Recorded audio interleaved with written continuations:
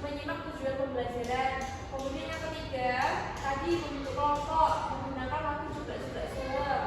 Nah, selanjutnya guru memberikan pertanyaan pemati tentang gambar apa ini, kenapa kondisi ruangannya ada di gambar itu seperti ini. Karena saya mengajak anak-anak untuk belajar tentang aturan yang ada di sekolah. Jadi di sini saya menampilkan gambar lingkungan sekolah yang ada.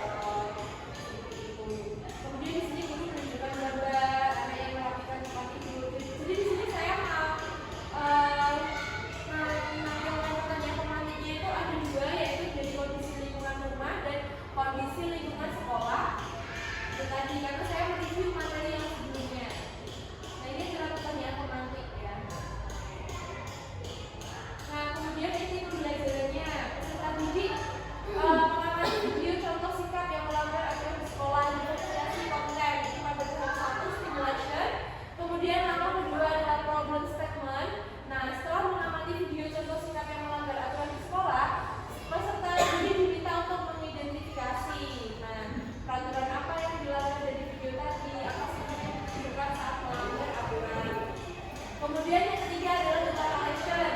Peserta didik diminta untuk berdiskusi dengan anggota kelompoknya untuk mencari serta mengumpulkan data terkait apa saja aturan dan contoh sikap yang memiliki aturan di lingkungan sekolah.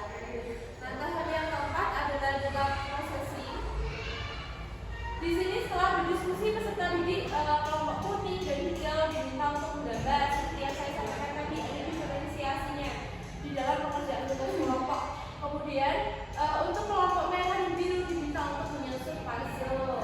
Nah setelah itu guru menampilkan hasil kerja kelompok di depan dan diperhatikan bersama. Kemudian langkah yang terakhir adalah memasuki langkah yang kelima.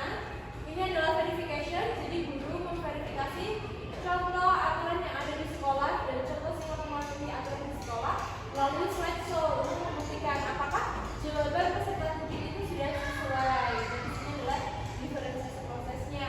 Kemudian langkah yang terakhir adalah generalization. Nah di sini peserta didik bermain quizzes bersama guru tentang contoh aturan yang ada di sekolah dan contoh sikap mematuhi aturan di sekolah. Ini dikerjakan secara bersama-sama.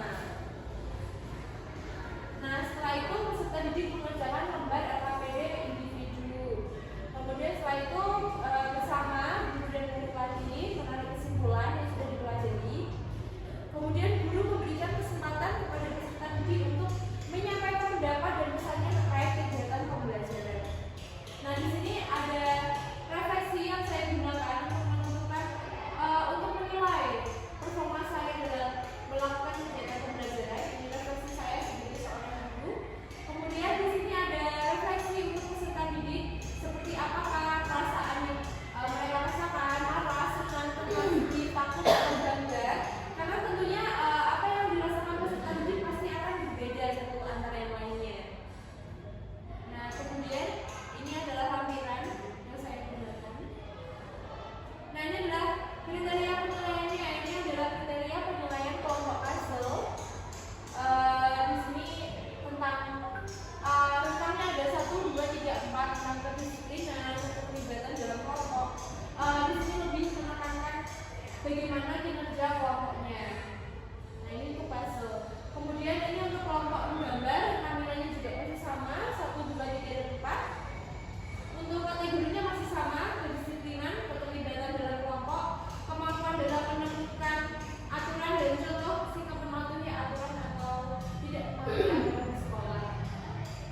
Nah ini adalah rubrik penilaian individu, tentang nilainya adalah kurang dari 7, 7, 8, dan 10. Nah selanjutnya ini adalah remedial dan pengayaan. Jadi saya memberikan remedial dan pengayaan untuk peserta didik saya.